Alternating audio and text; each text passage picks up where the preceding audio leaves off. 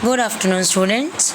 Yesterday we have discussed about the basic feature of our constitution, in which we have discussed unique constitution, the lengthiest constitution, written constitution, rigid and flexible.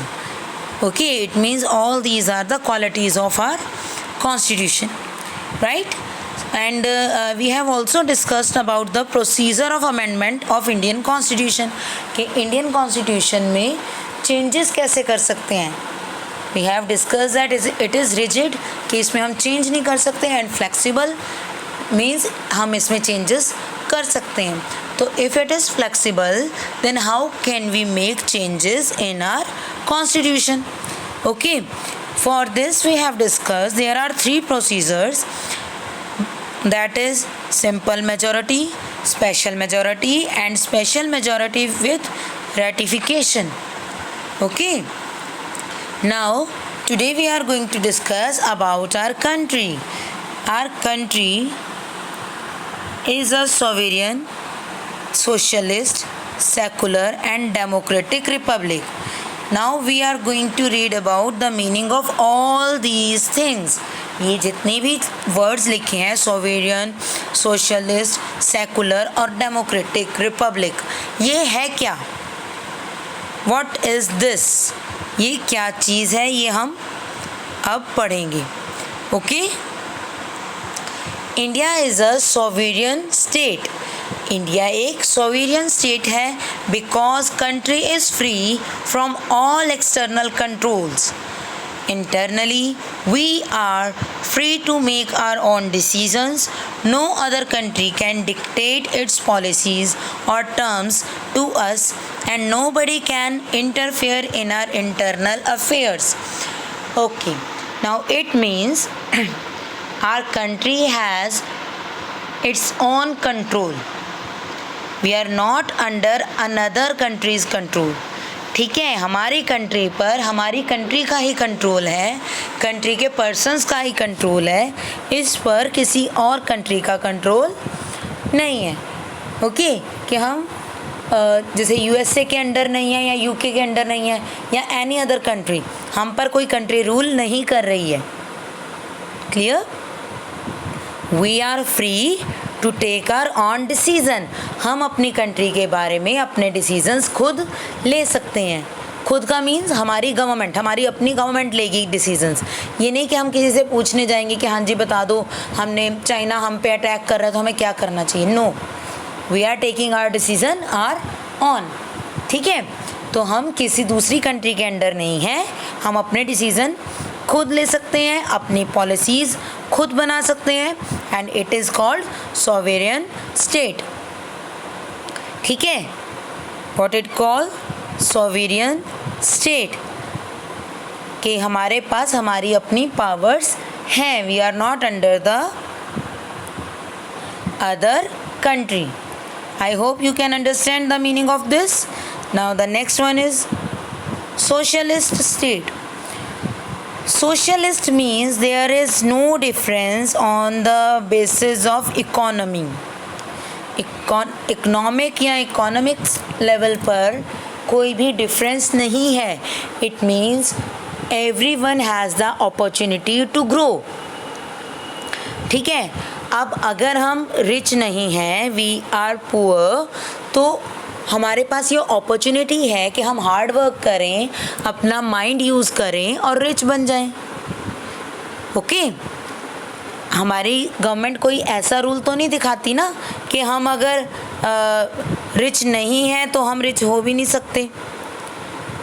Okay, तो हमें economic justice मिला हुआ है, हमें ये opportunity मिलती है कि हम अपने लेवल को इम्प्रूव कर सकें. तो that is a socialist state. Okay, socialism is a national goal. Socialism एक नेशनल गोल है, हमारी नेशन का एक गोल है, एक एम है जो हमने फिक्स किया हुआ है कि everybody should be at the proper status. एक अच्छा स्टेटस सबका होना चाहिए.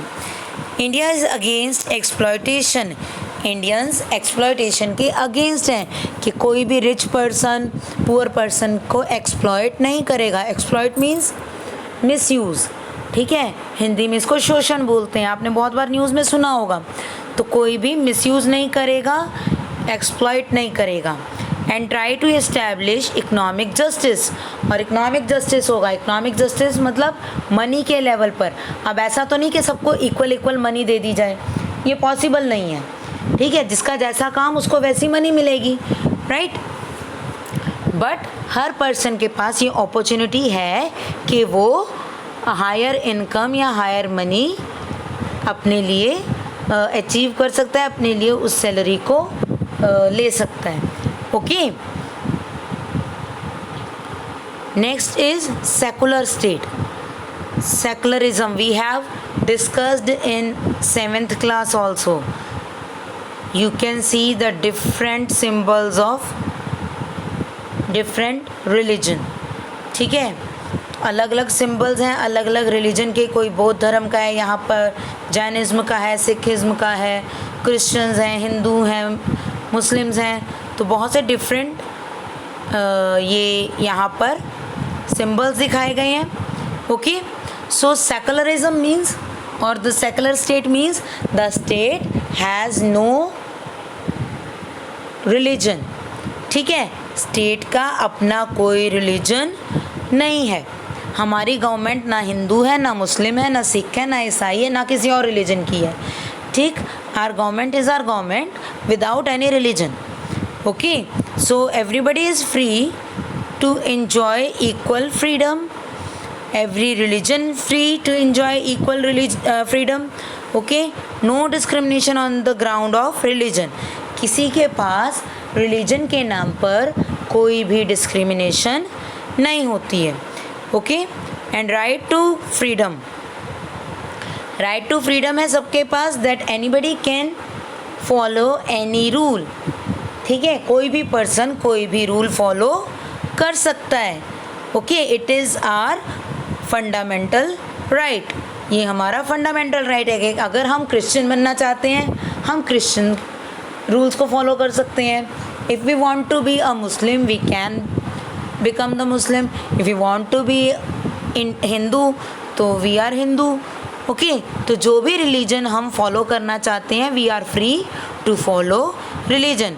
It means India is a secular state, clear. और रिलीजन के नाम पर इंडिया में कोई भी डिस्क्रिमिनेशन नहीं होता है, क्लियर ना। Next is democratic. Now what is the meaning of democratic? We have discussed the meaning of democracy where the government is formed by the people for the people and of the people, ठीक है, लोगों की, लोगों के लिए, लोगों के द्वारा। ओके, कि गवर्नमेंट लोगों ने ही बनाई है, अपने वर्क के लिए बनाई है, और हम में से ही रिप्रेजेंटेटिव्स गए हैं वहाँ पर गवर्नमेंट फॉर्म करने के लिए।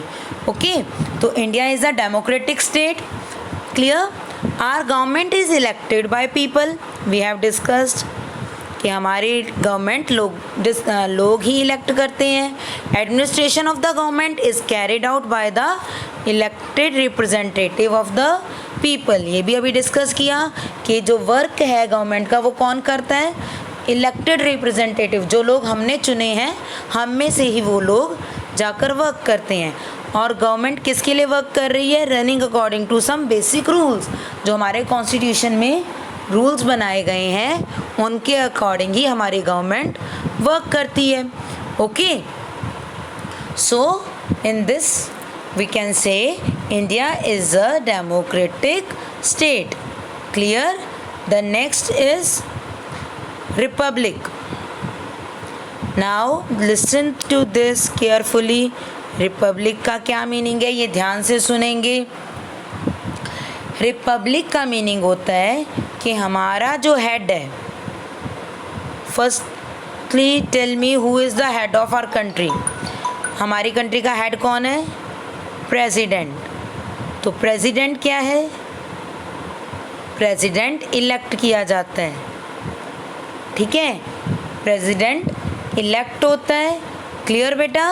तो president is an elected head, Republic में प्रेसिडेंट इलेक्टेड हेड होता है।